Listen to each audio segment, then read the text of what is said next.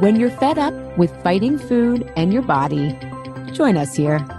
I'm Allie Shapiro, creator of the Truths with Food program and your host for Insatiable, where we explore the hidden aspects of fighting our food, our weight, and our bodies, and dive deep into nutrition science and true whole health.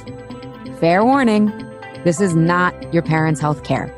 This is a big rebel yell to those who crave meaning, hunger for truth, and whose lust for life is truly insatiable. Believe me, freedom awaits.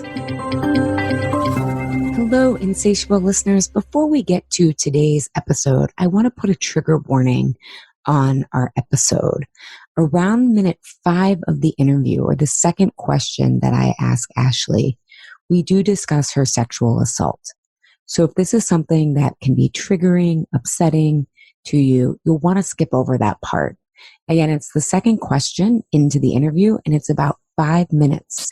If this is triggering, I would skip minute 5 through 10 of the interview, and then you can hop in. You'll still get so much from the interview, and we don't go back to that piece of her story in the interview. All right, enjoy today's episode.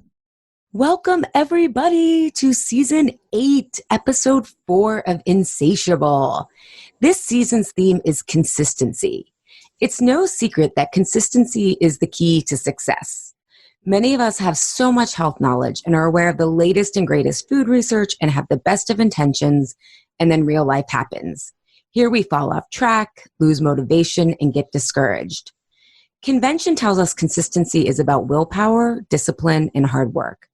But research in adult development theory points elsewhere. 15 years ago, I discovered functional medicine and reversed my irritable bowel syndrome, depression, and a host of issues. I was amazed at the power of food as medicine and felt amazing. But even with all of these great results, it couldn't stop my binging and overeating. My quest was to discover, why can't I stick with this? Led me to grad school to study adult development and how we really change ingrained patterns and behaviors. I came to realize inconsistency is a symptom, just like depression and binging. It's not the problem, but has various root causes depending on the individual. Not only is falling off track an invitation into deeper healing and radical results, I found that when it comes to consistency, a lot of the common beliefs we have around being consistent are what actually causes us to fall off track. In this Insatiable season, we will look at inconsistency as a symptom, not a problem. We'll explore what happens after the novelty of some, quote, new plan, diet, or self-care has worn off and why real life trips us up. What are the various root causes of why we lose motivation, want to be bad with our food and self-care, and tell ourselves, chuck it, F it. Most of our behavior change and self-help, it targets our brain and thoughts. Yet our ability to think clearly instead of catastrophizing or spiraling so that we can make good, clear choices rests largely on the state of your nervous system. If you feel unsafe physically or emotionally, you click into all or nothing thinking because your nervous system is getting you to focus. The challenge is our nervous system doesn't know the difference between real and perceived threats if we've never worked through our past pain and trauma. One of the ways we can start to have space to explore perceived threats, have better discernment, and greater choice is regulating our breath. It sounds simple, but it is definitely not easy, which is why I wanted to have our remarkable guest, Ashley Neese, on today. I wanted to talk to Ashley about how breathwork can help us resolve the root cause of our hard-to-break habits, how breathwork helps us be in choice around our emotions, and why this is more important than control, in simple, accessible ways to integrate breathwork into your life. Ashley is a renowned breathworker, teacher, and author of a great, beautiful new book called How to Breathe, which I've been totally loving and using and benefiting from. She has studied with some of the world's leading masters in yoga, meditation, medical intuition, and somatic therapy. Ashley draws from this deep well of resources to guide people back into their bodies, where they learn beyond the cognitive mind how to cultivate resilience, develop relational intelligence, and trust the wisdom held within. Her passion lies in the belief that our deepest and most profound healing occurs when we learn to listen to the unique language of our bodies. She's in private practice in California. Thank you for being here, Ashley. Thank you so much for having me, Allie. Yeah, everyone is just going to love this. I've been hearing about breathwork in the ether, on the fringe of my awareness, and feel like your book is really going to help make it more accessible and mainstream. So thank you so much for being here for this conversation. So in a lot of interviews, you shared how you came to breathwork through your recovery path from drugs and alcohol. And on Unsatiable, we love to get to the root causes of things. And so how did you understand your addiction at 21 versus where you are today, where you understand root causes? This is a great question, Allie, and one that I'm very passionate about. And to start off, I just want to say for anyone listening that I do not speak for AA or any 12-step programs. I am just going to kind of share my own personal experience, really in the hopes that it helps somebody listening who might be in a similar place that I was when I got sober, and also the ways in which my understanding of addiction has really evolved and expanded over the last 18 years, which I still can't even believe I've been sober for that long. It makes me feel very old. But anyway, these days I really choose not to drink or get high as a way to stay grounded and to stay in my body. The idea that I was presented with at 21 when I went to rehab was the very prevalent model that's still kind of out there today, which that addiction is a disease. So it's the disease model of addiction. And the traditional medical model of disease basically requires that any abnormal condition be present in a person that causes some kind of discomfort or distress or dysfunction to the person who's suffering. So that's the typical model that's out there. And that's also in some ways the model that AA uses. So the main treatments that I was involved with when I was 21 were group therapy, individual therapy, lots of 12-step meetings, and of course working with a 12-step sponsor. And it was all kind of under this premise of this disease model of addiction. And at the time that worked really, really well for me. I was 21 when I got sober. I was really young, and there's a way in which we talk about addiction, and this is true with trauma as well, but when we start drinking, and I started drinking around 13, a lot of my development stopped, right? So a lot of my emotional development, a lot of my relational development stopped at that point. So when I got into the rooms of AA and into rehab at 21, I was stunted in many ways, and I needed to learn how to, through a lot of cognitive processes, how to identify, for example, destructive behaviors. I needed to learn how to face my fears. I needed to learn how to take responsibility for my life.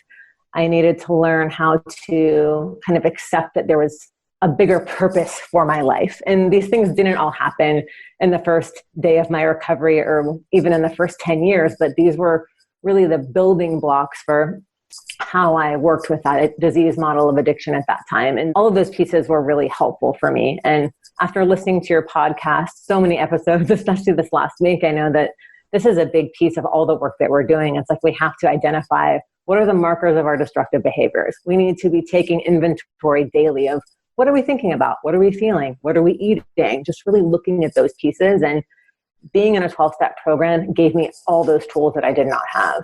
The other thing that I want to say about my personal experience with AA that was so powerful is the group energy, right? And being in the group.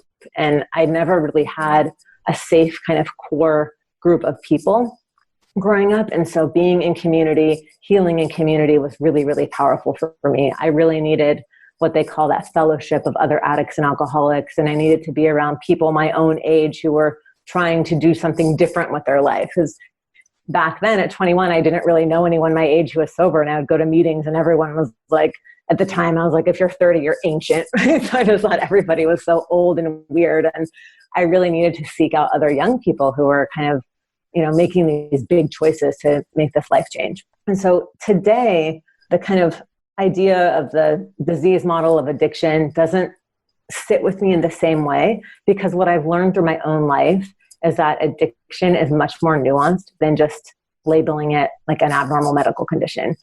In my experience, long-term recovery has to include the body as part of a treatment plan and the lifestyle changes. So in order to have a sustainable recovery, we need to be looking at the whole person, not just this kind of cognitive model or spiritual model, but we also have to include the body. Yeah, I love, first of all, I love the care and consideration you give with how helpful AA was and what it offered. We did last season kind of a pros and cons of various healing and food approaches. And the main takeaway for people is each of these is a tool. None of it is like the final destination, right? Like the elimination diet, like all these different things that we try. And I think the same is what you're describing with AA, is that it was super helpful and it was an important step. And you can still go further than that or take another step or another direction. Doesn't mean that that's not valid or hasn't been, but it doesn't have to be the be all end all in a way. That's exactly right. And honestly, the way I look at we'll get to this next, but I don't really even, I don't use the term alcoholic or addict when I'm talking about myself anymore. But the way that I understand addiction for me personally is it's really was rooted in a lack of stability that like wasn't present in my early years and my, what I call a compromised capacity for self-regulation. So not having any capacity to self-regulate at a very young age and growing up in a home that was very unstable, I was searching to feel regulated. I wanted to feel ease in my body from a very young age. I just remember feeling so disorganized and so insecure and so afraid and just like terrified of everything and everyone. And our bodies are always looking for regulation. They're looking for ease. They're seeking comfort. And at the time, the only way that I knew how to do that, the only tools I had access to, given the house I grew up in, was to use substances. Like that's what I saw the people around me do. And so I'm like, oh, well, this is how you get through life. This is the medicine. And most people who are in the addiction get to a point where the medicine stops working because it just ends up causing more problems than it's solving in a way. And that's where things get, people talk about hitting, bottom and things like that. But really for me, the core of my addiction and the root of it came from being so dysregulated when I was young. Well, and you bring up such a great point, and in such a different context that I don't think people are used to hearing, is that yes, the body is trying to regulate with ease and comfort. And when we typically hear that, we think of that as a bad thing. Like, well, life isn't easy, or food is comfort, or alcohol is comfort. But comfort is often what's familiar. And I know a lot of my clients had very unstable homes growing up, whether it was through financial, through divorce, through neglect, and not realizing that trying to like self-regulate, to your point of you're looking for that ease and comfort, but sometimes that you don't have a good foundation or compass to lock into. And so we use these other things that they're making us comfortable in the moment, but not long term. But the body is trying to look for that stability. And I love that you bring that up. So it's such a interesting point that I don't think most people think about when they think of ease. Like they think that's a bad thing, right? Yeah, they do. And, I hear this a lot from people too. And I'll hear this from clients like, oh, I just can't stop. Like, I know this food isn't good for me, but I just can't stop eating it. And for me, when I was young, it was like, I know snorting Coke and drinking and being out all night isn't good for me, but I just can't stop. And every attempt I had to change, I couldn't, because like when I'm looking at it now, it was terrifying for me to give up the ways that I was trying to find ease. So when you take away the thing that is bringing me ease, even though there's all this pain and all this shame and all this like hurt around it, it's still really hard to give up because like you said, that's what's comfortable, that's what's known. And so really you're asking us all to like, and not you, but these questions of like change are asking us to step into the unknown and get a little bit uncomfortable so that we can then find that comfort in a way that's healthy and regulated and safe. Yeah.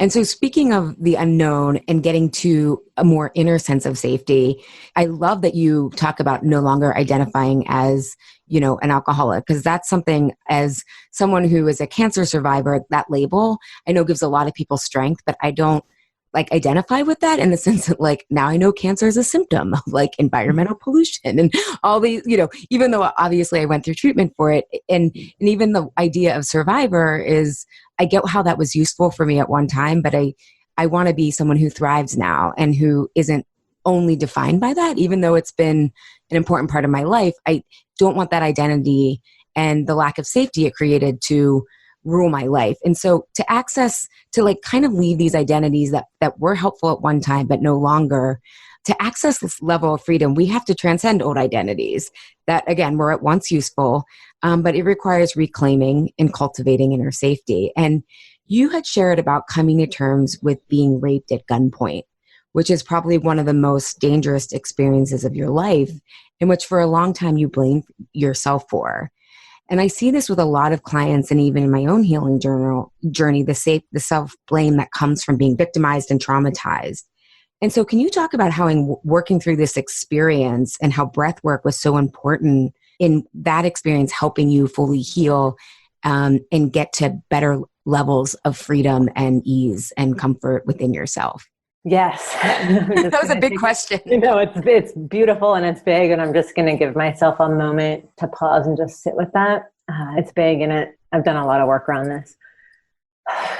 So I really struggled with self-blame for many years around being raped, because I was raped when I was in the middle of a 3-day cocaine bender. And at the time, it was incredibly challenging for me to come to terms with forgiving myself, because I felt so strongly that if I hadn't been high, then that situation would never have happened. Right? And that was my thinking around it for so long. And while I understand that that isn't true today, at the time, the self-blame was a coping strategy. And it was a way that I tried to keep myself safe and to try to really contain the shame that I had around being raped. And, I was really, really hard on myself. But what I was trying to do was kind of contain all of the shame. And it took me a long time to work through the self-blame piece. And, sexual assault while under the influence of substances in somatic psychotherapy is considered a very complex trauma. And complex trauma can only be worked through very, very slowly, very titrated, one layer at a time. So it wasn't the kind of situation where I could go in and have one therapy session and, be done, or I could go in and do one breathing session and release, this experience and then be done. It took a long time, because there's a lot of pieces to that. And I wasn't really able to stop blaming myself until I processed through what I call the stagnant energy in my body that was trapped from not being able to fight back while the rape was happening. And so this is something that happens in trauma. We have these different responses. We have fight or flight. We have freeze collapse. And in that scenario, I was high. I was being forced to have sex with this person at gunpoint, and it wasn't safe for me to fight back. I didn't have the energy to fight back. And then also I wasn't fully even in my body in that moment. And so it's really hard to fight back when you're not present and you're not fully embodied. And so I had to work through all of these complex pieces and get down to that energy that was trapped in my nervous system that actually wanted to fight, that had an impulse to fight, but that I couldn't actually connect to that impulse in the moment. And once I was able to connect to that impulse, I was able to discharge the energy in a very safe and a very contained way. And then my system completely reorganized. And once my system reorganized, I was really able to see clearly that it wasn't my fault. And then I could finally move into all the different stages of grief and anger and, all the deep feelings that never really had a chance to surface in a way that moved toward healing, right? So those things would come up and it would always go right back to the shame, and that I would just try to keep a lid on it. But once I actually moved through that energy and was able to go through the motions of fighting back and giving my nervous system what it needed, I was able to have real healing. And this is a piece that is so important, because I think that there's so much rhetoric and there are so many ideas in our culture that we can't ever fully heal down to the root. And that's actually not true. That's not true. Breathwork for me was an integral part of all the work that I did at that time, because it guided me into my body and into the sensations. And when we're working with trauma, we're always working with sensations. We're working with affect. We're working with memory. We're working with, a lot of different pieces. But the sensations were really, really important for me to work with. And, I'll say one more quick thing about that. Up until I worked with this piece of trauma and really moved it and discharged it, I had a very intense breath holding pattern. When I would get stressed, I would just stop breathing, completely stop breathing. And I didn't even really know it, because it was just so ingrained in me. I had no idea, no consciousness around it. And when I moved through this piece, that totally shifted and I stopped holding my breath. Wow. I am just my mouth is you can't see me because we're not on video, but dropped. I mean, first of all, thank you so much for sharing that. And also doing the work so you could articulate it like you did, because it was so clear and it was so nuanced and yet clear, which is hard to do. And yeah, I mean, I'm just like in awe of your ability to go through that, through the healing process of that, and come out and say, we can get through this, right? You can get things at the root. And I think especially for listeners to hear how so much of the self-blame and all of the stuff that in traditional coaching and self-development, we're told to get over ourselves instead of realizing that that's pretty protective, right? There's a pretty brilliant system going on. And it's like, oh my God. And you just gave us such an exquisite example. So again, thank you for sharing that. You're welcome. Thank you for holding the space for that and for creating a podcast and a community where we can talk about these things. You know, I mean, God, when I was 21, I wish I had your podcast, you know? Yeah. Well, I mean, you know, as a healer, part of the healing work is helping people. That gives us meaning to what we went through. So one of the things that I love about your book is so approachable and friendly and forgiving, yet also gives us enough structure so we don't like lose ourselves into like, well, what do I do now? Because some of this, let's be honest, some of this hippie stuff can be like, what? You know, it's like, just feel, okay, what? You know, but one of the things you said that I think is so important for people is about when you're dealing with trauma or past pain, you have to go slowly and you have to titrate, because if not, you can overwhelm your system and re-traumatize yourself. So you said breath work was integral to this. And that's one of the things I think I really learned from your book is how helpful breath work can not only be in the day-to-day, but the deeper level of healing that's happening because we're going slow and it's gentle. So let's define breath work for people, and how does it make us feel safe in our body?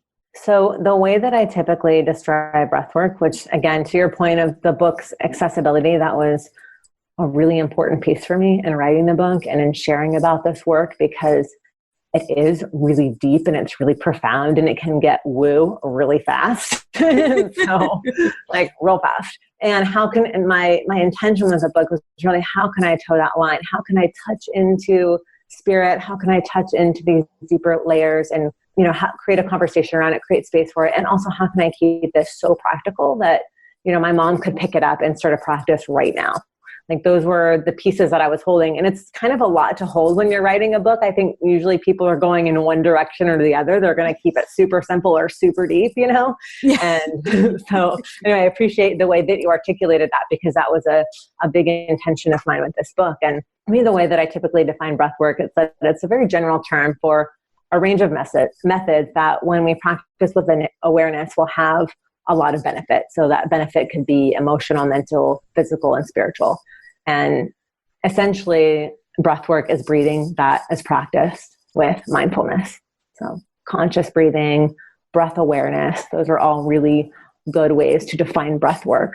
Breath work, what I find so amazing about it is that the breath is the foundation of every single mindfulness practice. You can't hit a mindfulness practice without looking at the breath. So we can look at yoga, we can look at Qigong, we can look at Chinese medicine, we can look at energy medicine, all these different healing practices. They all have some connection with the breath.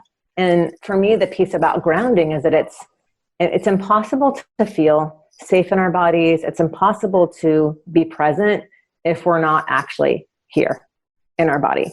You know, one of the questions I'll ask my clients, especially if I've noticed that they're in a state of arousal activation, we'll do some, you know, neocortex work to kind of bring them back in, you know, back to planet Earth. And I'll say, what percentage of you is here right now? What percentage of you is in the room right now? And that's a really good question to help people start to come back. Oh, I'm 10% here. Oh, okay, let's take a few more breaths. Exhale. Okay, I'm 50% here. You know, and let's just gently work our way back. But we cannot feel safe in our body if we're somewhere else. It's not possible. That is such an amazing question. Because I think a lot of times when we're getting back into our body, it's like, what does that mean? If I'm crying, am I in my body? Or if I'm hungry, am I in my body? But that internal reflection and just gathering our presence almost from, is your mind at like the doctor's appointment you were at with your husband today? Or is your mind at that work meeting? It's like, let's get back here and be present and be here now, which I think is a great starting point. And one of the things that I thought was so interesting, and you've kind of hinted at, well, not hinted, but you talked about how like you didn't even realize you were holding your breath when you would be stressed, and because it was so normalized. And one of the things you really emphasize in your book and in your work is the exhale. Because again, I think everyone's like, well, I'm breathing, right? And maybe we know when we're in yoga that we're breathing deeply. But as I've been practicing your exercises, I'm like, oh my God, my exhale is it's hard.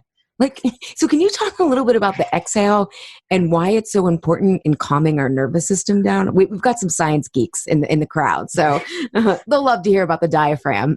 Yes. Yeah. I'm a big fan of the exhale. There's a whole section on it in the book because it's something that for me personally was a big growth hurdle, and a big challenge for me to work with. And it was definitely my edge. I had kind of no problem taking a super deep inhale, and then it would come to exhale and I'd be like, where did it all go? Like, I don't even understand what's happening. It's like, I took in all this oxygen, like, where's the carbon dioxide? It's literally gone. And it would all just come out so fast. And I didn't really have the ability to really slow it down and lengthen it, because the thing is, our exhale is directly connected to our parasympathetic nervous system, and the inhale is connected to sympathetic nervous system. So when we're working with the exhale, we're working directly with our parasympathetic state. And for me, someone who comes from being on kind of this high alert for much of my life, and then spending the better part of the last 18 years learning how to come home to my body, breathe, slow down, do all these different pieces, the exhale has been a big, big, big focus for me in terms of learning how to self-regulate. And so in very simple terms, the exhale is connected to the parasympathetic system, which is why it is so important. And this doesn't mean that it's not important to be aware of your inhale or even work with your sympathetic nervous system. This isn't discounting or not including those pieces, but just for the sake of focus, and also for the sake of, I would say 99.9% of all the clients and students I've worked with over the years have needed to focus on this practice specifically. Yeah, I was telling a client of mine, because she's having trouble slowing down, and she's come so far and she has some big decisions to make, and she doesn't want to get back into the old patterns of kind of like just jumping into them. And I was like, you should try some breath work. I was like, I'm reading this woman, Ashley Neese's book. It's amazing. And I was like, I'll send you some of the exercises that, you had shared on group and stuff like that. And I was like, the big emphasis I want you to pay attention to is the exhale. And she talks about this, and she's the one who got me to think about it. I'm like, because most people don't exhale. And my client, she got like the emotional and spiritual metaphor immediately. She's like, oh, that's me. I'm always inhaling, never exhaling, like never exhaling. And I was like, yeah, that's why I want you to try this. So yeah. I think it's such a great metaphor on so many levels. So thanks for highlighting that for all of us, because I think we're like, oh, we're breathing. It's just mostly inhale. I love where did it all go? That's what I was wondering. I'm like, how can I breathe so deeply? And then I'm out of breath as I exhale. Like, I'll exhale for like 4 seconds, then I have to like catch my breath again. It's crazy what I'm learning. And so in activating our parasympathetic nervous system, we become less reactive and less on high alert. And so I love that you're drawing this connection to emotional intelligence, which we traditionally think of in the organizational industrial psychology range, or, it's Daniel Pink or Dr. Susan David reading this about, how we can be better at work and with our families. And I don't think we typically think of emotional intelligence as a healing tool. And yet it's a lot of the work that I do with clients, and I know it is with you. And so why is emotional intelligence important to our health? This is a great question. And I'm appreciating everything that you're saying so much. Yeah, we are relational creatures. We're relational creatures. We are designed to be in relationship, not only with ourselves, but with each other and in communities. And this is a really, really, really big piece. And most of the folks that I've worked with over the years, and when I say people I've worked with, I'm also including myself in that, because I have done everything that I'm teaching, everything that I'm guiding, everything that I'm saying. You better believe I've done it times 1,000 before I will even share it with anybody else. Like, it's so important for me to be actively in this work, growing, expanding, and just keep going. So I'll say that. But the emotional intelligence piece is so key, because we need to know how to relate to ourselves and how to relate to each other. And the way, or one of the ways that I've really accessed that in my life and work is through breath work. And as I have become more regulated and have had more capacity to even go into some of those higher states of anger and rage and those kinds of things in a safe way, right? Without kind of flying off the handle, but being able to really contain my life force. It has opened me up to be able to connect with people in a way that is so much more powerful than how I was connecting before. I work with a lot of clients on differentiating. And this is a huge, huge issue, especially for those of us who grew up in households where there were zero boundaries, right? And I come from a very boundaryless family, very typical kind of Southern Jewish family where everyone's in everybody's business. And if you kind of step outside of that, the whole family is like wondering what's going on. And, you know, there is a level of care and concern there, but there's also a level of like, if you kind of veer off the track, then everyone's going to be upset. When you grow up in a situation like that where there's no boundaries, it's really hard to understand what's my feeling, what somebody else is feeling. And emotional intelligence has a lot to do with this. It has a lot to do with being able to differentiate. Oh, that person's angry. Okay, I don't have to take that on. I don't have to be responsible for that. I don't have to fix that. I can just be here in my body and they can be angry. And this has taken a long time for me to be able to get to this place because I was so connected and so enmeshed with my family of origin and then so enmeshed with every partner and most relationships I've had growing up that when somebody would be upset or when they would be depressed or anything was going on, I was either taking it on for them and trying to fix it, or I was trying to take care of them and trying to fix them. And the thing is, I wasn't comfortable because I was so used to tuning into everybody else's needs. You know, when you grow up in the dysfunction of alcoholism and all those things and codependence, it's like, as a child, you're just like, okay, well, there's no parent here that's regulated. So I become the regulator, right? I became the whole regulator for my family system. And when you are a regulator at such a young age, it takes a lot of undoing to kind of unpack those layers and go, oh, I'm my own person. My dad can be drinking and I don't have to do anything about it. Like I can feel sad and I can wish it was different, but I don't have to fix him. I don't have to get good grades. I don't have to do all these things to like make him love me and make him be different because I can't. And like all the stuff that I'm talking about, this differentiation, this really learning how to be my own person in my own energy field and my own emotional field has come from all the breath work and being able to really lean into my emotional intelligence and grow that part of my system, which I would say that I was highly kind of emotionally attuned, you know, when I was young, like very sensitive, very empathic, like feeler of everyone around me, could read the energy of somebody like all the way across the street and down the hall, like knew what was going on, but didn't have a way to filter that, right? And the emotional intelligence has given me a way to filter and process and really understand, like, where do I end and where does somebody else begin? That is such an amazing example because what a lot of my clients come to realize is that they're eating to get back into their body to feel grounded because they are doing, this podcast and in my work, one of the patterns that we work on breaking is the accommodator pattern. And it is very much, the accommodator tries to take on fix all that kind of stuff. And then you want to, the kind of how it translates food wise is then you want like food to reward yourself. It's like, well, I just went through that, you know, and it didn't work or whatnot. But I love what you're describing because what you're saying is, okay, my dad can still be angry or this can still be happening. So it's not about control, but it's about choice. Yeah. And I'm always trying to emphasize that with people because people will come to me, I feel out of control around food. I feel out of control around my life. And they're like, I know I can't control other people. I know I can't control this. And I'm like, you actually don't even need to control it. It's about that, what you're calling regulation. I call it discernment of like, I have choices here. And when our nervous system is jacked up, we can only see the all or nothing because your nervous system doesn't want you to think in nuance, right? Or like thinking through it. Make a choice. Because it can't. Like when we're in sympathetic charge and when we're activated, it's only black and white. That's all that's available.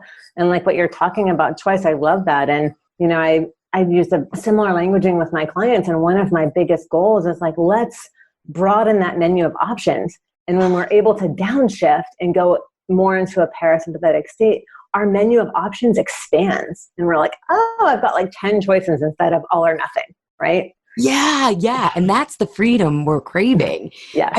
I loved how you, in one interview, you said the breath won't change the content of what's happening, but the feeling that the contents are dangerous.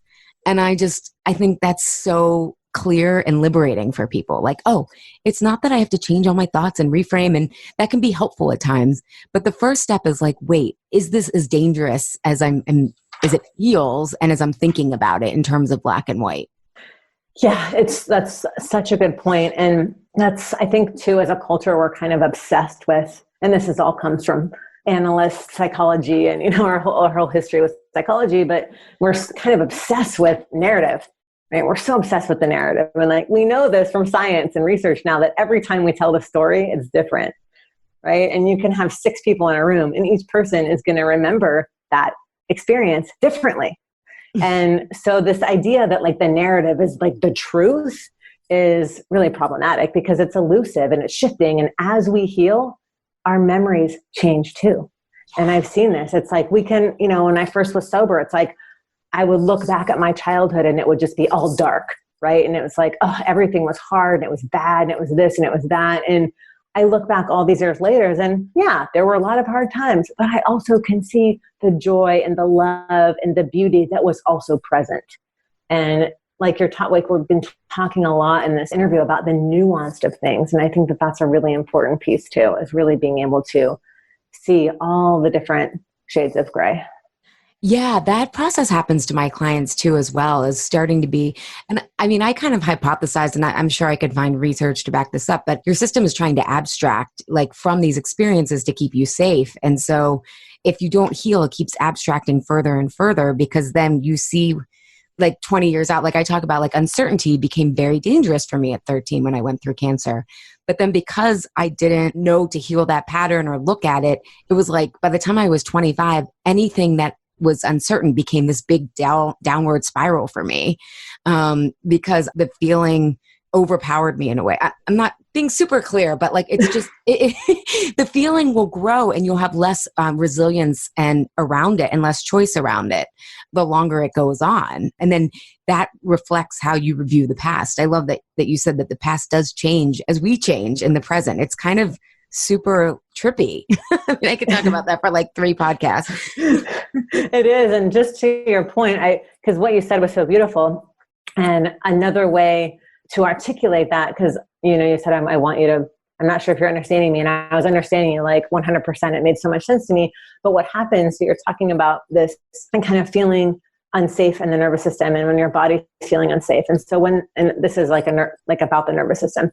So when there is an arousal level in the nervous system and we feel unsafe, right? So that happens. When that happens again, it connects or couples with the last time it happened. And so let's say you have an unsafe experience and that doesn't get worked on or healed. The next time you have an unsafe experience, it connects to that one. The next time you have an unsafe experience and you feel that activation in your nervous system, it connects to the last 3. Right? And so what's happening is all those dots are connecting, which is why when I would look back at my childhood, it was like all I could see were all those dots connecting all the pain, right? Or all the ways that I felt unsafe. But the thing is, because they're all connected, it's like this amazing domino effect. And that's why when I work with clients, I love to work with this concept of layers, because as we just remove one layer, the whole pattern reorganizes. It has to, because it can't stay in the same stagnant place anymore. When you move one piece, the whole thing shifts.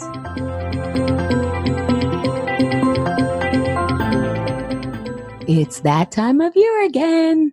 The live version of my annual group program, Why Am I Eating This Now?, opens for registration August 5th and begins August 13th. This program will help you unlock your keys to consistency with your nutrition goals.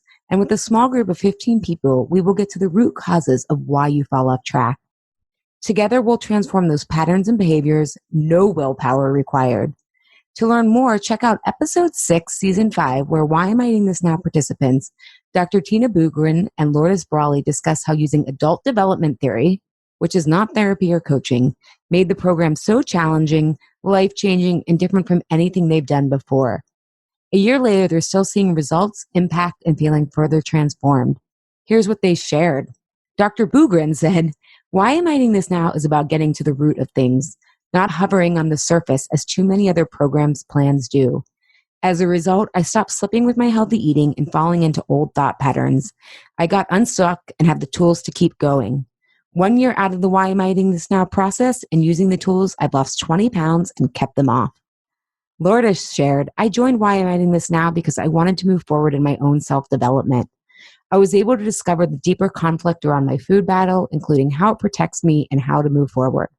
I exceeded my own expectations for my progress, was challenged, and will continue to make these changes in my life. I have been binge-free for over a year post Why Am I Eating This Now?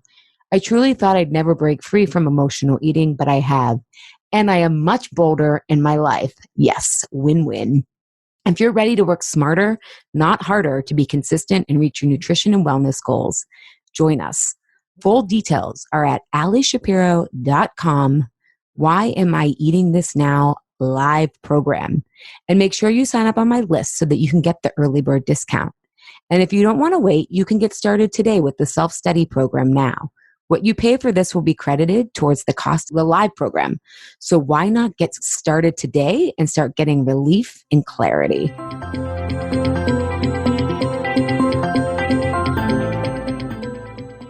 And that's why, for people listening who are struggling with food, every time that you feel bad about what you ate, right? Like you're connecting then to all the other times that you feel like you've failed or that you've lost control. And until you can really see that the food is not about the food in those situations, you'll continue to link with that. And that's amazing. Yeah. Thank you for that. I know that as I work with clients, what we're working on is, the good, bad binary and getting them to x-ray what's really happening.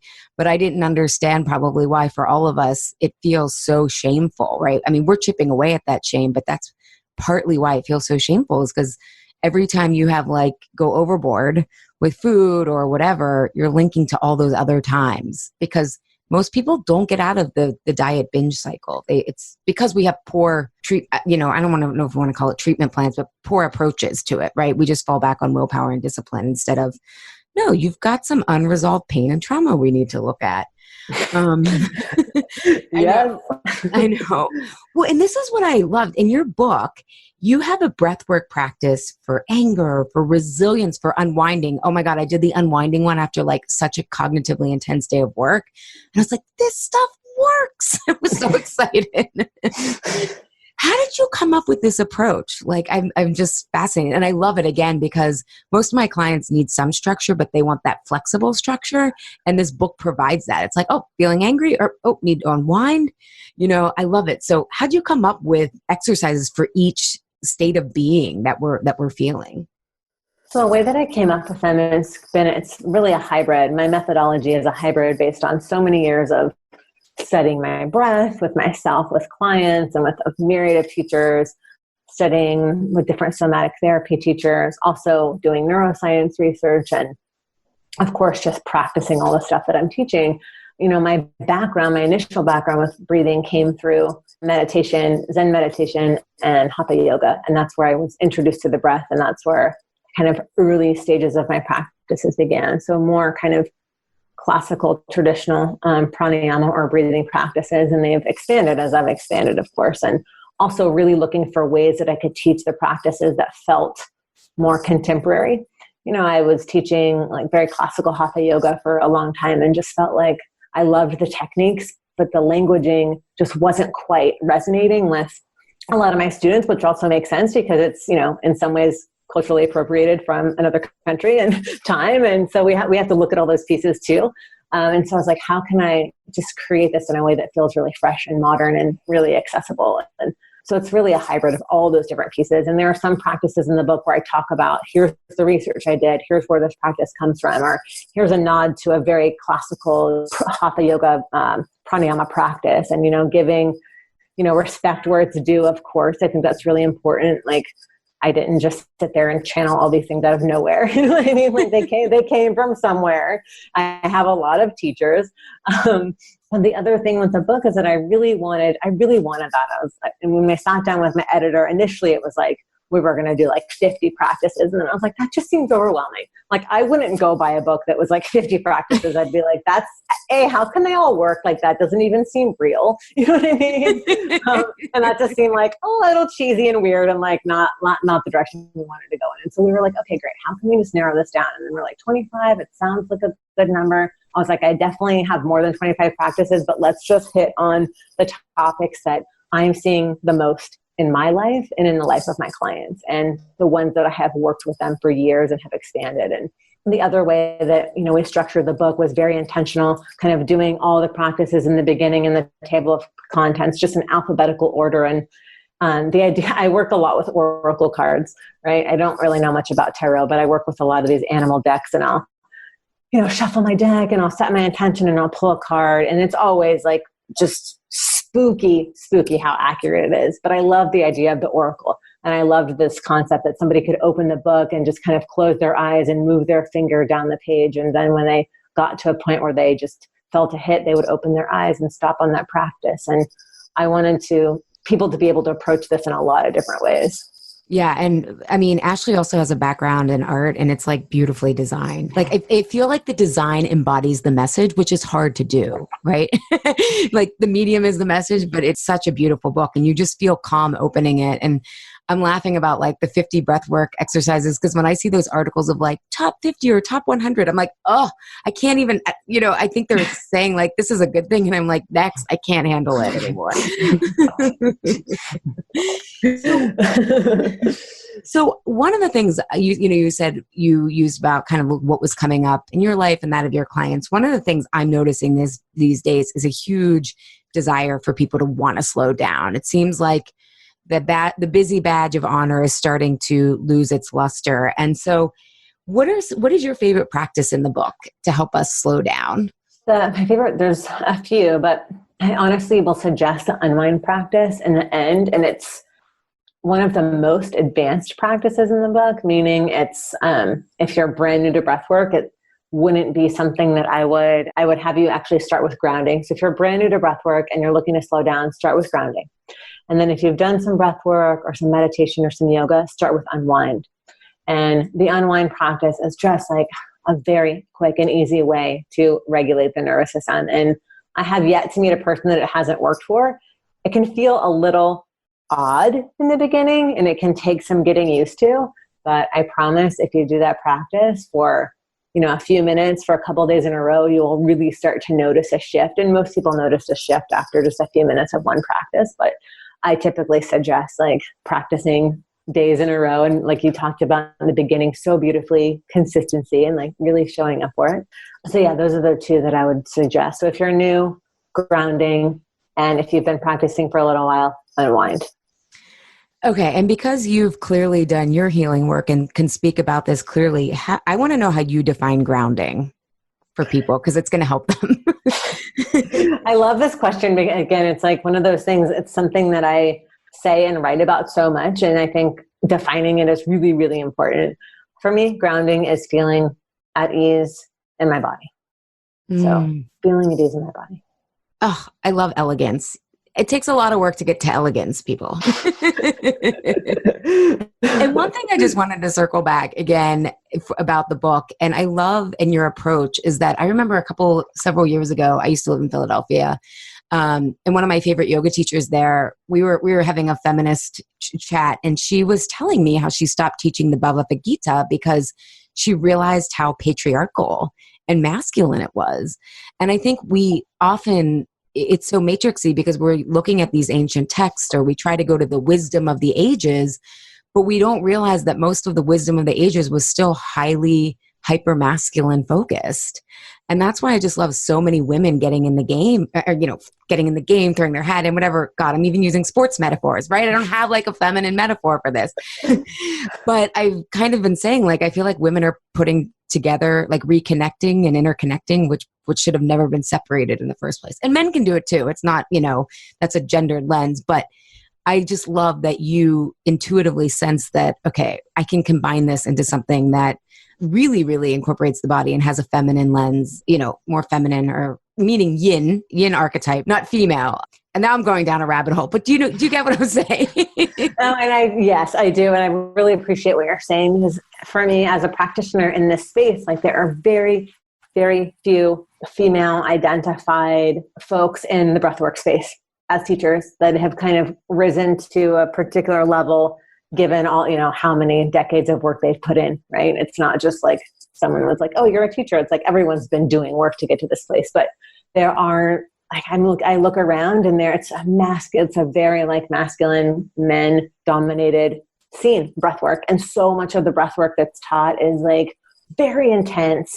It's like a lot of it's about catharsis and really like going hard. And, I've had students, especially when I was in LA, that would come out of these breathwork classes and come to my class and be like, thank God, like I just was scared.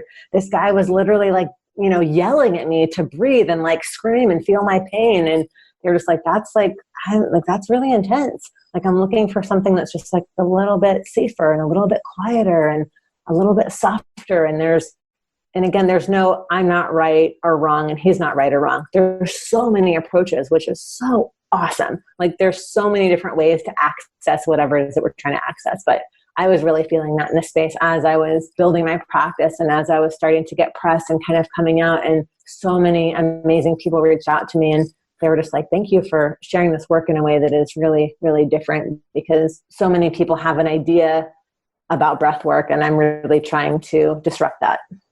Oh, I love it. I mean, the same in the personal development space. I mean, the week we're recording this, a big article has come out about Tony Robbins being accused of sexual harassment and abuse of victims. And his approach, now changing beliefs and stories is more mainstream, but his approach is very direct. It's very, almost exercise the trauma out of you in a weekend. And just like, I just want people to know there's other choices out there, and that may not be the best for you. And the challenge though, is I remember when I didn't even know I was struggling from PTSD, from going through cancer, all this stuff.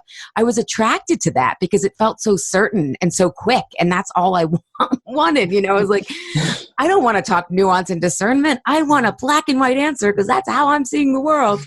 So it gets very matrixy. So I'm glad we had this little plug of a conversation for knowing your choices, right? It all comes back to knowing your choices. Yes. This is just, since you're super well versed in health, this is just kind of tangential, but you talked about ground and feeling ease in our body. And I know that you used to live in LA where they have like the 5G networks. And I mean, I don't know how well versed you are on 5G. It's kind of this emerging thing I'm learning about. But how do you think all of this Wi-Fi and EMFs is going to affect the grounding in our body? I know that's not I'm just curious. This is more like a philosophical question, a little off topic. Yeah, it's like totally on topic for me. So oh, good. I was like, squirrel. Yeah. It's interesting that you bring this up, especially now that, my partner and I have a 7.5-month-old, and I can tell you, watching him just even around the iPhone, and we're really conscious of, especially now that he's here, trying to like, we don't have the phones in the room and like all that kind of stuff. But it was when he gets around the phone, his energy gets disrupted. And I can see it so clearly in him because he's so new. Of course he's an old soul and, it's probably his like 10th incarnation, but you know what I mean? It's like I can see it so clearly in this little person when the phone is around him, what happens to him energetically and how it disrupts his energy. And to me, that's just like this huge wake up call, and I felt it myself, which is one of the reasons I left LA. It was just, it was too hard for me to be grounded. And I was like, I don't want to have to work this hard to live somewhere. Honestly, that's what it came down to. And that might sound weird to some people, but I was like, I don't want to have this much protection. I don't want to have to do this many like yin yoga practices. Like I don't want it to be this hard. Like I just want to be able to feel what we talked about, at ease in my body without having to struggle to get there. And for me, I'm very sensitive and the environment plays a huge role in that. But as far as the 5G goes, yeah, it's a huge disruptor to our nervous system. And there's so much like coming out about it now. I've been doing probably a lot. We've been looking at a lot of the same things, reading a lot of the same studies. And my partner and I are actually in the process of, and we just got a realtor and we're looking at we're getting out of this little city and moving to the woods next, because we're just like, we need a break. We need to just like have a break and like really go full on and just really explore what that's like. Yeah, I'm from Pittsburgh, but I left for 18 years, thought I'd never come back. But my husband and I were in New York after Philly, and I couldn't articulate it at the time, but we ended up moving back here and we just bought a place. And like the big requirement for me was that we were like right next door to the massive park here. And I go there, it's a forest. I mean, it's Frick Park. It's like miles and miles. But I was like, I think I was craving, like, first of all, I love the East Coast. It'll probably always be part of me, but like a slower pace. But it's amazing how like I just wanted to be near the forest. And I go there so often. And it does the relaxation for me. Like I don't have to try so hard. So I was like, I'll take that ease. And I think this is actually a really great point of when you do the work, you start to get attracted to ease rather than almost afraid of it. And, less attracted to chaos, more attracted to ease. And I think that's one thing I've been doing, even with your book, having the exercises. Now it just makes me conscious to breathe in general. Like even if I'm not doing a formal breath exercise, like even in the forest this morning, I'm like biome breaths. And I'm like, like getting all those good nutrients in them. So you just mentioned your son, Solomon. And for insatiable listeners, I mentioned this on the top of the season 1, but I'm pregnant. And so and we have a lot of clients. I have a lot of clients and listeners I know who are in that fertility phase. And so how did your breath work influence the birth of your son, Solomon? Because I knew from your blog that you had planned on using a midwife, doing a home birth. How did all that pan out? I'm so curious. My biggest intention with the birth, and I call it our birth because I feel like with Solomon, it was definitely a collaboration of my body and his body, and birth is a dance, it's this, and it's a relationship. And the day he was born, I became a mother when I was pregnant, but I really feel like that was my initiation into motherhood. And it was it was like any initiation. It was amazing. It was excruciating. It was, all the things that you would imagine it would be. And my biggest intention with bringing him earthside was to stay connected to myself and to him throughout the entire experience. We had a midwife, we had a birth plan, we had all the things. And I said, no matter what happens during this birth, whether he comes out here or we have to go to the hospital or whatever happens, I just want to be in my body. I want to be connected to myself. I want to stay connected to him. And I want to just really go inside and be in this experience and feel every single thing that I can feel with just so much presence and consciousness. And that was not something that I would have imagined my intention would be. Even 5 years ago, it would just be like, kind of get him out as painlessly as possible. You know what I mean? Like, let's just get this over with because I'm really scared it's going to be really hard. And there's nothing wrong with that. I'm just literally speaking about my own experience and what I wanted for myself. And I really wanted to feel my body expand and change and shift and just stretch in all the ways that I had to make space for him to come out. And, the word that I was using the whole time, just my own mantra was just like, stay steady. Like, I just wanted to be steady. And I wanted to be so like in the moment when he came out that there was I was just kind of like putting the blinders on. It was just like him and I in this space. And of course my partner was there and there were other people, but I just really wanted that like first moment of connection to be really potent. And I think that is in some ways, especially now, like still seen as like very counterculture and very radical, but it's very natural. It's very natural. Our culture is, we treat pregnancy and birth as a medical condition. And, we view women when they're in labor as they're at this weak point, but actually they're at a really potent, powerful place. And in some ways I've never felt more powerful as I did when I was in labor. It's so funny you should say that because I'm friends with Kathleen from, I don't know if you know the Being Boss women, but Kathleen, who's like the co-host, and we were DMing back and forth, and she was like, you'll see how powerful women are, and this is why people are afraid of them when you're in labor. I was like, ooh, I mean, I'm kind of scared, but excited and intrigued. Yes, yeah, she's right. And yes, I'm big fans of her in their show.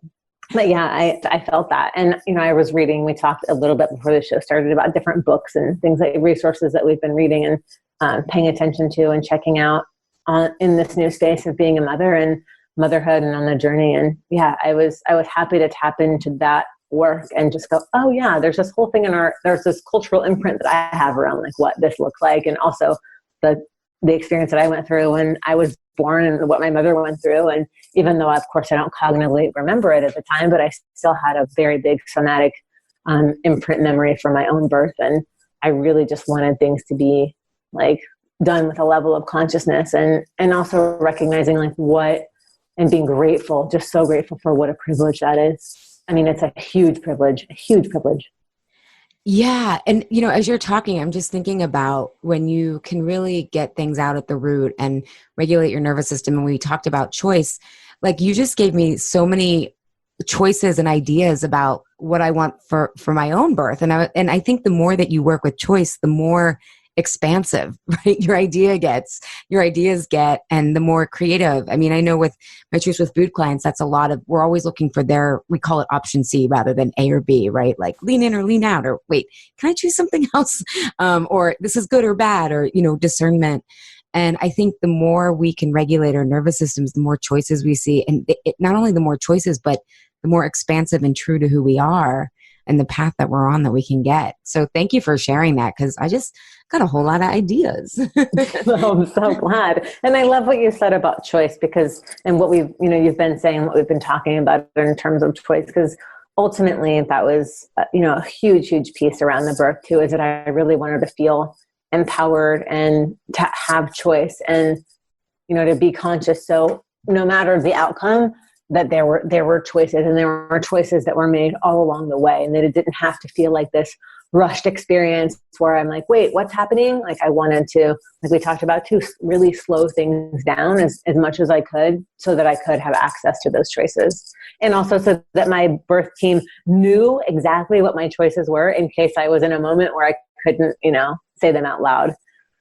Yeah, I joked with Carlos, who's my husband. I'm like, okay, we're going to do a decision tree birth plan. I'm going to account for everything, but I'm going to have a choice every step of the way, because I think that's ultimately what's important, is that the choice, if something, whatever happens, is going to happen, and you have to surrender. And I want to make sure that my choices are honored, whatever path we go down. So I totally get it. So what are you learning about the power of breath with parenting? Right now, probably one of the biggest things I'm learning about is how my regulation affects my son. And what I know from just this limited experience I've had mothering, but I've been with him, I've barely worked since he's been here, and I've been with him a lot and just been very present with him and watching this process. So what I've learned through being with him, and also a lot of the research that I've done, is that what children need for healthy attachment and for healthy development is to have a mom who's regulated, and to have a mom who has support, and to have a mom who has people to help her take care of herself when she's so tired she can't do it for herself. And there's a lot of layers of support that are needed for the mother, and the mother being me, and just the quote unquote mother of the family, or the person who is carrying the child, the parent. But that role, it's not necessarily even a gendered role, but that role is really, really important and needs a lot of support. And I am learning that the more support I get, the more Solomon feels supported. And it's really wild, because we're kind of taught, this is new for me. This is really new for me, because I've been taught and I've been teaching, and what I've learned is that, right, I take care of myself. And of course I get support. Like that's a huge thing in my practice and in my work. And I'm always encouraging clients to get support from whoever they can, and to have a very robust support network.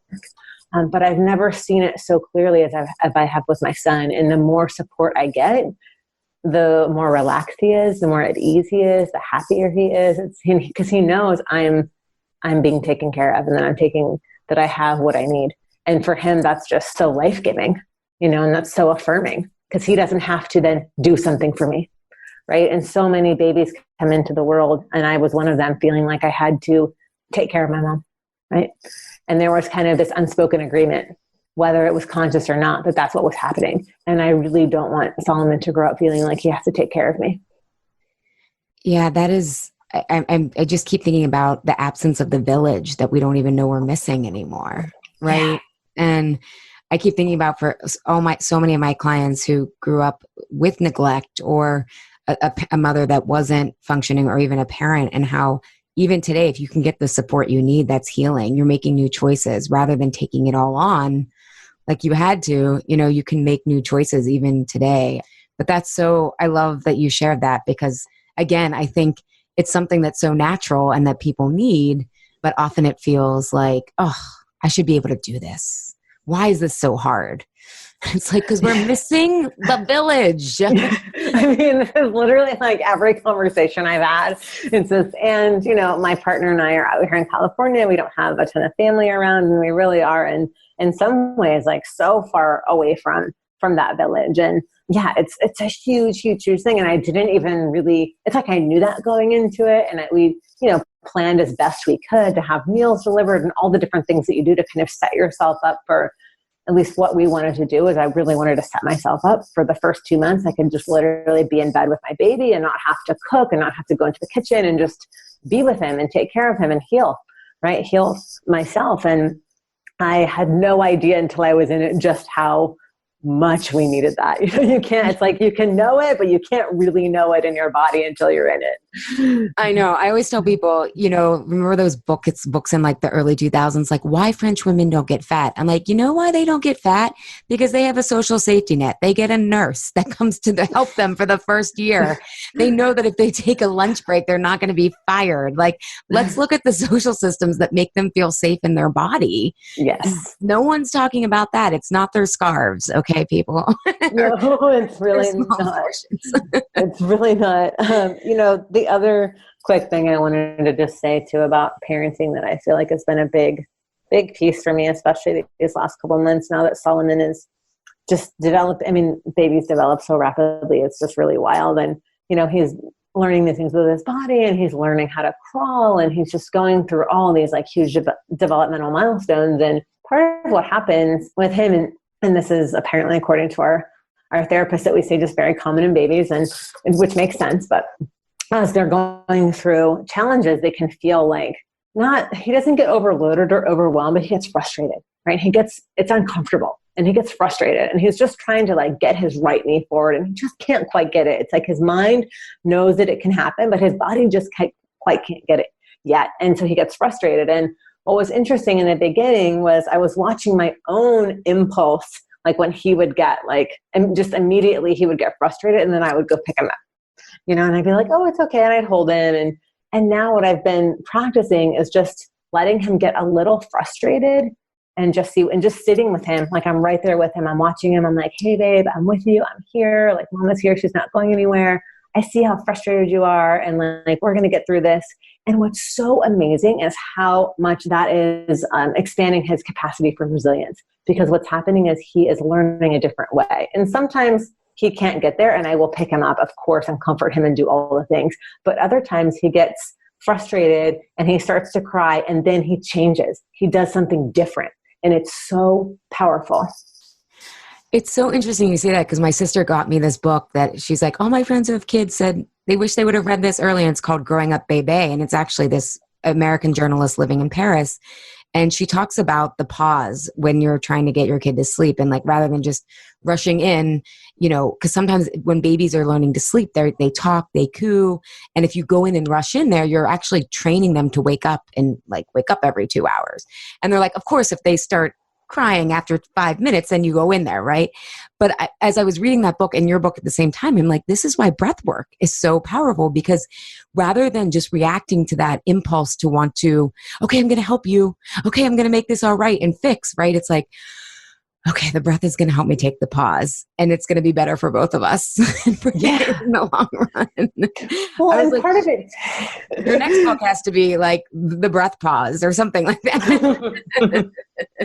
And part of it for me too, especially with like what's going on with the crawling, is that I had this moment, that pause gave me a moment to look at, am I just trying to pick him up because I'm uncomfortable with what's happening? It's like there's so many layers to this, and it's so complex. And then I got to a place where I was like, no, I'm genuinely like wanting to support him. But sometimes like building that resiliency, it's like, and I know this from my own work, it's like we have to like get in the struggle, because the cool thing is once he got that knee forward, he was laughing.